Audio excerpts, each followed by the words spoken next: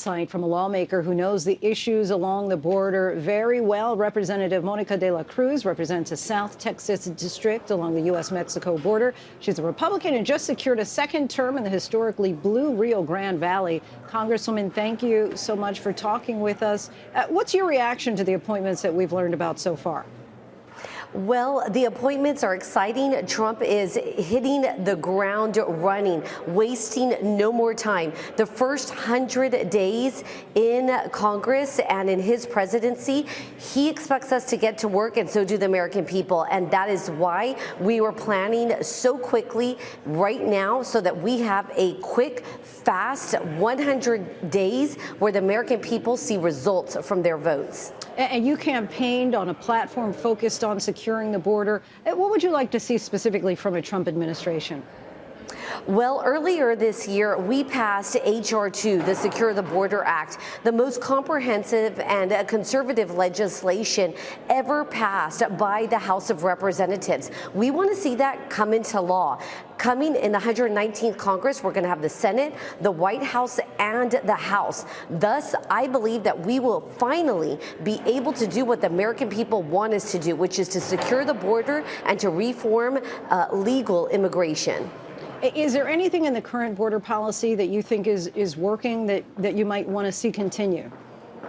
The current policy from the Biden-Harris administration is a joke. It is reckless. It has opened borders. It has caused chaos at the borders and made our neighborhoods unsafe.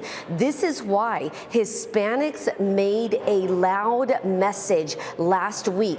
They said, "Not in my name." No more open policies, no more reckless open border policies by the Biden administration. It's time that these D.C. elites stop that reckless open border policy just to make themselves feel good at the D.C. cocktail parties. Hispanics don't want it. They want a secure border. They want safe neighborhoods and a safe nation. That's why they overwhelmingly chose President Trump as their 47th president. And so you don't think that the Biden administration has done anything that should be continued at the border? What the Biden administration has done is they've let criminals through our border. We have seen women raped. We have seen children like Jocelyn, like Laken Riley, who were murdered by illegal immigrants. So what we need is a safe and secure border. That's what Americans want. They want national security. That's why they overwhelmingly chose President Trump. But in my part of the district, which is deep South Texas, the Rio Grande Valley, we had every single county turned from blue to red, overwhelmingly choosing President Trump, choosing myself. In fact, in Stark County, where it is 98% Hispanic, they flipped red for the first time since 1892. That's telling you that Biden and Harris did not secure a border. They did not like the chaos under their failed leadership, and that's why they flipped red for the first time in over 100 years. Really? So you would attribute that shift, and it was a major shift, in particular among Latino voters. You think that's entirely because of the border?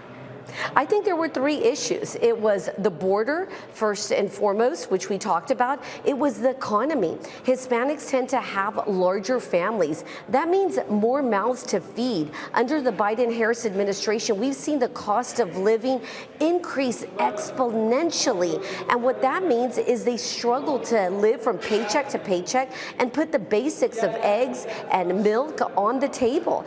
The third thing is culturally. Culturally, Republicans were talking about prosperity. They were talking about hope for the future, prosperity. Meanwhile, the Democrats were talking about pronouns. They were completely disconnected from the Hispanic population and, quite frankly, from the American people. Representative de la Cruz, we thank you so much for your time. Appreciate it. Thank you.